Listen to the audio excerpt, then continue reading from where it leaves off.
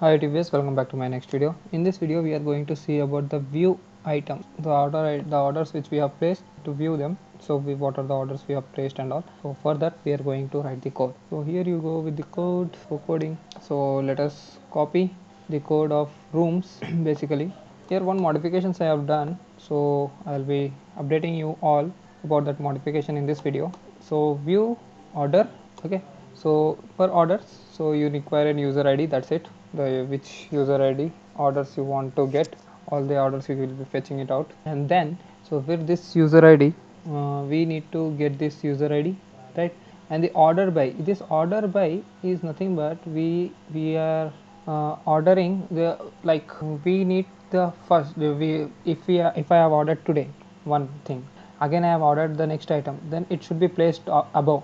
So we want all the orders in a descending order, not ascending order. That would be ordered by order ID. Order ID is unique, it will be like 1 2 3 4 5 6. So descending order will be like 6 5 4 3 2 1.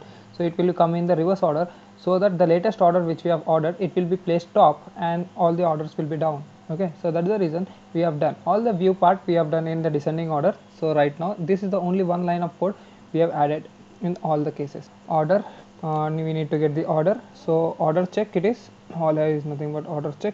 So if there are any orders, then we need to do it, we need to tell them. So number of rows, otherwise we need to tell that no orders found, no results found kind of thing. Okay, so now if we get the orders, then we need to get write order detail. So from the order check, and here you go with the order detail, we need to give the order details. So that's all for this. Now as we have two orders we have placed, so we are expecting two things, but in descending order.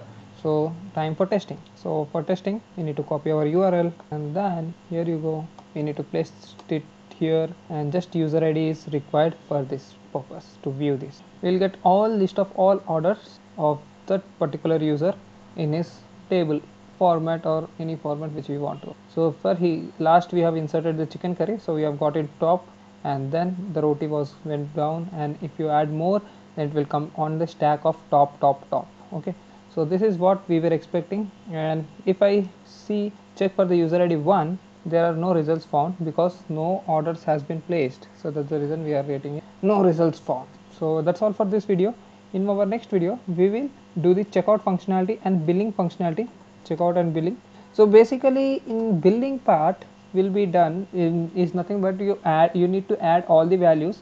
So that can be handled by front end, I think so, because I'll explain all the part, items what he has ordered and everything. He will be getting orders what he has done in orders, and which room he has stayed, and those things will be placed. And while checking out we will make more modifications. So those things will be handled in our next video. It's a bit complicated one because final stage, final step of our API's creation. Okay, so that will be like checkout, this will be the final one. So thank you for watching this video. I hope you have liked this video. If you like it, please like it, share with your friends, and subscribe my channel. Thank you.